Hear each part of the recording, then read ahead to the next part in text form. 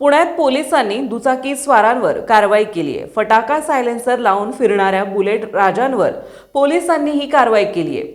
Modify करून silencer बसवून देणाऱ्या गॅरेजवर सुद्धा पोलिसांनी कारवाई केली आहे। तसेच पोलिसांनी फटाका सायलेन्सर लावणाऱ्या दुचाकी स्वार यांच्याकडून वाहने देखील जप्त केली आहेत।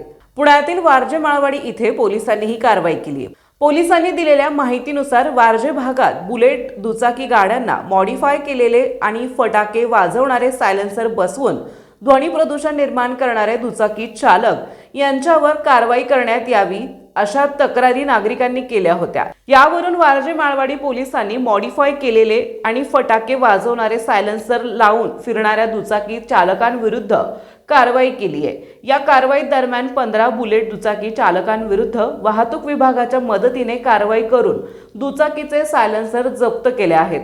तसेच कारवाई केलेल्या दुचाकी चालकांकडे केलेल्या चौकशीत त्यांनी सदरचे मॉडिफाय केलेले सायलेन्सर हे वारजे येथील रॉयल बाईक सर्व्हिस या गॅरेजमधून बसवले असल्याचं सांगितलंय। यावरून गॅरेजचे मालक योगेश दामोदर सपकाळ बुलेट मोटारसायकलला मॉडिफाय केलेले आणि फटाके वाजवणारे सायलेन्सर त्यांच्याकडून मिळवून आल्याने त्यांच्यावर सुद्धा कारवाई करण्यात आली आहे।